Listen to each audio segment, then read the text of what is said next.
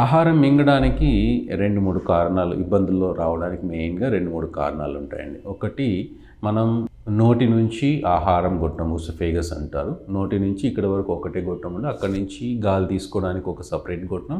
అలాగే మనకు మింగడానికి అంటే ఆహారం తీసుకోవడానికి ఒక సెపరేట్ గొట్టం అంటారు. ట్రేకియా అండ్ ఓసోఫేగస్ అంటారు వీటిని.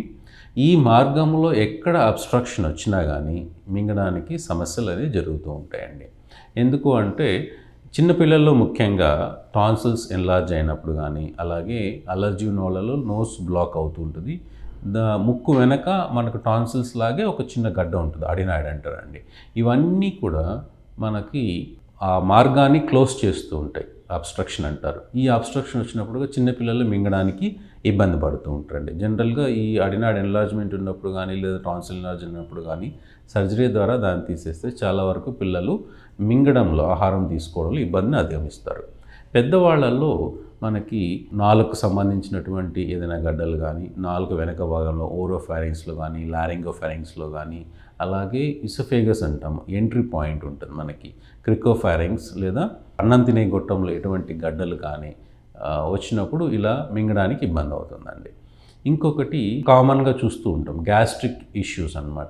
ఎందుకంటే మనకు గొంతు దగ్గర ఒక స్పింక్టర్ ఉంటుంది, కడుపు పై భాగంలో ఒక స్పింక్టర్ ఉంటుంది. మన ఆహారం తీసుకునేటప్పుడు స్పింక్టర్స్ ఓపెన్ అవుతాయి, అప్పుడు మా ఆహారం నార్మల్గా లోపలికి వెళ్ళిపోతూ ఉంటుంది, అది తర్వాత క్లోజ్ అయిపోతుంది. కొంతమంది గ్యాస్ట్రిక్ సంబంధించిన వాళ్ళు ఏంటంటే ఈ గ్యాస్ అనేది ఉత్పత్తి అయ్యి ఈ స్పింక్టర్స్ దగ్గర వచ్చి తట్టుకోవడం వల్ల కూడా చాలామంది మింగడానికి ఇబ్బంది పడుతూ ఉంటారు.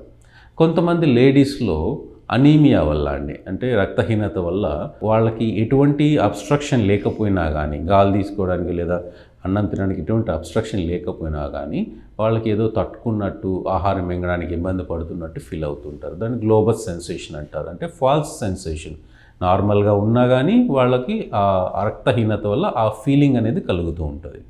ఇంకొంతమందిలో నరాలకు సంబంధించినటువంటి జబ్బులు కలిగిన వాళ్ళు కానీ, బ్రెయిన్కి సంబంధించి ఏదైనా ట్యూమర్స్ వల్ల కానీ, లేదా సివి అంటారు, సెరిబ్రల్కి సంబంధించి అంటే బ్రెయిన్కి సంబంధించినటువంటి కండిషన్ల వల్ల కానీ, లేదా యాక్సిడెంట్స్ వల్ల కానీ న్యూరలాజికల్గా ఈ మింగుడు పడడంలో ఇబ్బంది పడుతూ ఉంటారు. కొంతమందిలో ఎసోఫేగస్కి సంబంధించి ఇస్ఫేజియల్ మొటిలిటీ డిజార్డర్స్ అంటారండి. అంటే మనం తినే తిండి చిన్న చిన్న పెరిస్టాల్టిక్ మూమెంట్స్ ద్వారా లోపలికి వెళ్తుంది.